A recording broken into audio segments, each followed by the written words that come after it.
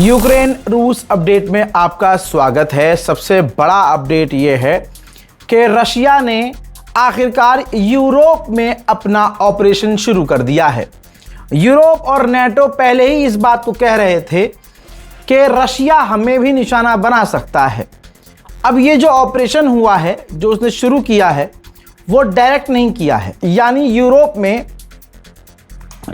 की वो कंपनियां जो हथियार बनाती हैं, उनके ऊपर यूरोप के अंदर ही हमले शुरू हो गए हैं।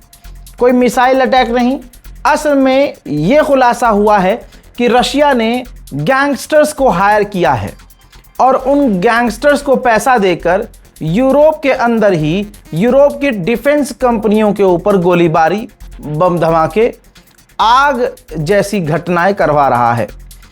अब यूरोप के ऑफिशियल्स ने कहा है कि रूस ये करवा कर टेस्ट करने की कोशिश कर रहा है कि हम रशिया के खिलाफ क्या कर सकते हैं। भाई, जो प्रधानमंत्री राष्ट्रपति के पद पर बैठ जाता है आज के ज़माने में, भाई वो चुनाव चाहता ही नहीं है, वो माहौल ख़राब करने की कोशिश करता है। हाँ, ये तो हमारे मोदी जी हैं, सिर्फ हिंदू मुसलमान करवा देते हैं, वरना दुनिया तो जंग करवा देती है। अब देखिए ज़ेलेंस्की ने क्या कहा, रिपोर्ट आपकी स्क्रीन पर। ज़ेलेंस्की ने कहा कि इस वक्त हम इलेक्शन नहीं करवा सकते। अगर यूक्रेन में इस वक्त हमने इलेक्शन करवाया तो यूक्रेन पूरी तरह से टूट जाएगा, मिट जाएगा। यानी हम जो इलेक्शन कराएंगे जंग के बाद करवाएंगे। यानी ज़ेलेंस्की इनडायरेक्टली तब तक प्रधानमंत्री रहेगा यूक्रेन का जब तक जंग चल रही है। तो अब सीधी बात यह है कि ये जो जंग चल रही है, इससे सीधा फ़ायदा ज़ेलेंस्की को होगा। तो ज़ेलेंस्की कभी नहीं चाहेगा कि रूस से जंग खत्म हो। यूक्रेन के राष्ट्रपति ज़ेलेंस्की ने वार्न किया है, अलर्ट जारी किया है कि रशिया बड़ी मात्रा में, भारी मात्रा में मोबिलाइजेशन, फौज में भर्ती करने वाला है।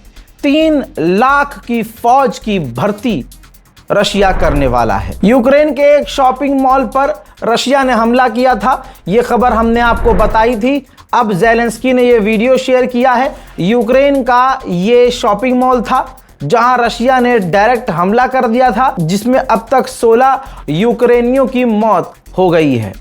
रशिया, ये बात सच है कि उसने भी वॉर क्राइम किए हैं। यूक्रेन के राष्ट्रपति ज़ेलेंस्की ने फ्रांस के राष्ट्रपति इमैनुअल मैक्रोन को फ़ोन किया और खूब अपना रोना रोया, जिसके कई घंटे के बाद फ्रांस के राष्ट्रपति इमैनुअल मैक्रोन ने ऐलान किया कि हम यूक्रेन को और डिफेंस सिस्टम और हथियार देंगे। नेटो ने ईरान के खिलाफ ट्रंप की मदद नहीं की, जिसके बाद डोनाल्ड ट्रंप बुरी तरह से नेटो से चिढ़े हुए हैं। नेटो के खिलाफ भी उन्होंने कई सारे बयान दिए हैं। फॉर एग्जाम्पल कि हम इनकी मदद करते हैं, हम अपनी फ़ौज नेटो में तैनात करते हैं, लेकिन जब हमें मदद नेटो की पड़ी तो नेटो ने मदद नहीं की ईरान के खिलाफ। ये तमाम चीज़ें गुलाबी सूअर बोलकर शिकायत कर चुके हैं। जिसके बाद गुलाबी सूअर ने कहा था कि मैं सोच रहा हूं कि नेटो से और नेटो के देशों से अमेरिका की फ़ौज को निकाला जाए। अब 3 महीने बाद ये खबर कंफर्म होती है कि भाई साहब निकालना शुरू कर दिया है अमेरिका के फ़ौजियों को नेटो से निकलना शुरू हो चुके हैं। नेटो के देशों से अमेरिकी फ़ौज निकलना शुरू हो चुकी है। तो नेटो की जो है एक चीज़ होती है, वो हवा ले गई। अब उसके बाद क्या हुआ, नेटो ने ऐलान किया कि हम अपने यहाँ जहाँ जहाँ नेटो में अमेरिका की फ़ौज है वहाँ हम अंधा पैसा खर्च करेंगे, यानी $9 बिलियन खर्च करेंगे और उनको और मजबूत करेंगे, अमेरिकी बेस पर पैसा लगाएंगे और फिर हम अमेरिका से रिक्वेस्ट करेंगे कि नेटो के देशों से अमेरिका बाहर ना निकले। नॉर्वे ने ऐलान किया है कि हम यूक्रेन को $9 बिलियन देंगे 2027 में, एक तरह से मदद के लिए, ताकि ज़ेलेंस्की का देश न टूटे। वहीं रशिया की रिफाइनरी ओज़ोन पर यूक्रेन ने हमले करके तबाही मचा दी है।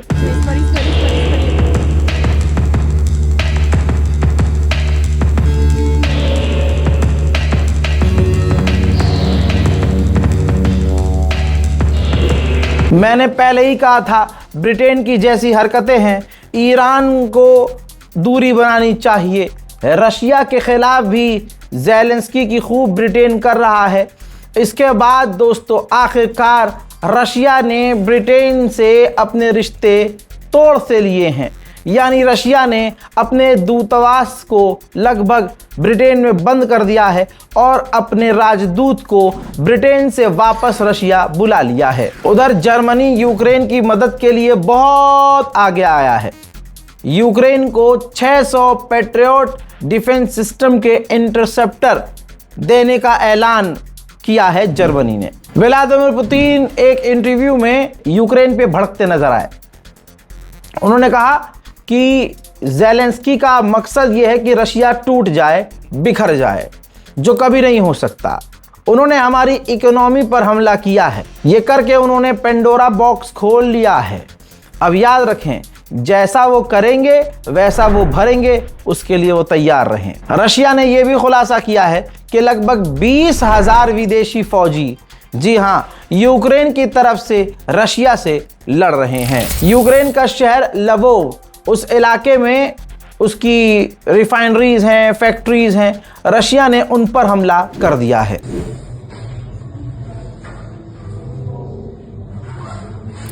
डेनमार्क अब यूक्रेन विरोधी जैसी हरकत कर रहा है। डेनमार्क ने ऐलान कर दिया है कि जो हम पहले यूक्रेन के लोगों को अपने यहाँ पनाह दे रहे थे, प्रोटेक्शन दे रहे थे, अब वो हम बंद कर देंगे।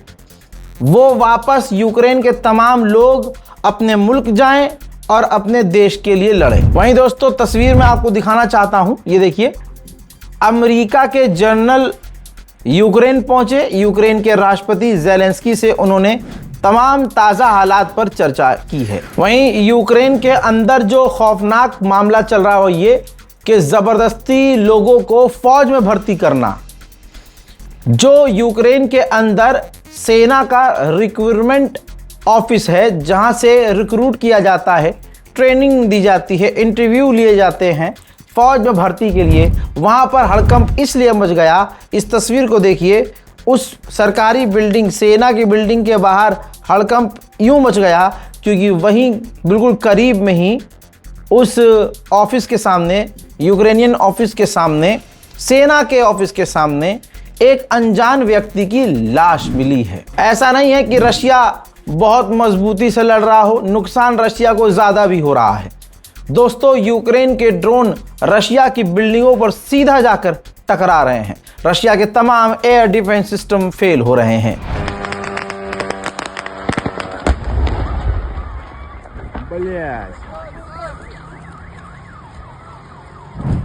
ब्रिटेन ने एक और खतरनाक कदम उठाया है।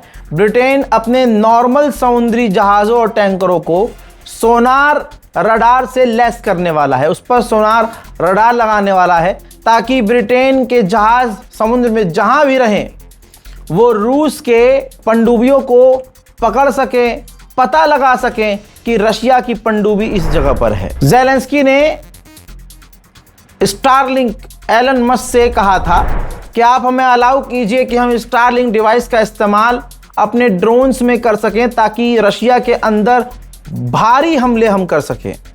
दोस्तों डोनाल्ड ट्रंप ने मना कर दिया कि नहीं, ऐसा नहीं होना चाहिए। एलन मस्क ने कोई जवाब नहीं दिया।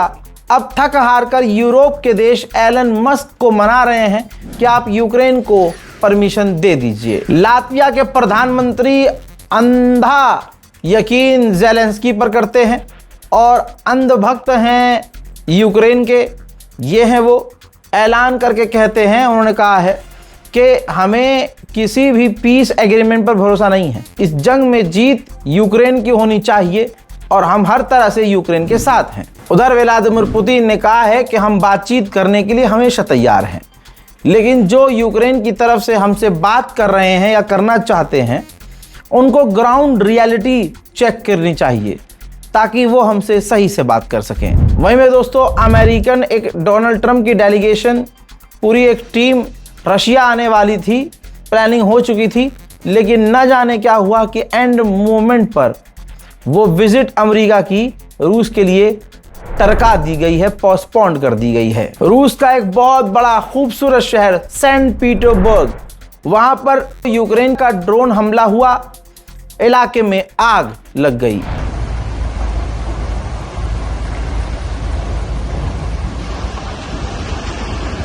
Ебать жар я ебу нахуй. Бобкэт съебывает. Мотор забрал, блядь.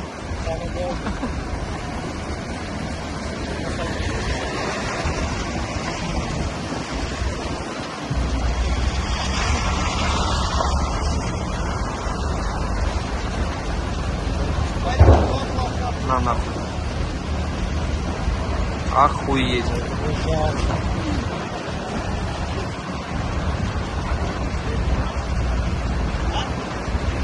ठीक ऐसे ही पलटकर रशिया ने यूक्रेन की एक ट्रेन पर हमला किया, जिसके बाद ट्रेन के इंजन में आग लग गई। हालात अभी यूक्रेन और रशिया के कितने बुरे होंगे आगे कहना मुश्किल है। फिलहाल के लिए इस रिपोर्ट में इतना ही। इस रिपोर्ट को शेयर कीजिए, चैनल को सब्सक्राइब कीजिए। जय हिंद।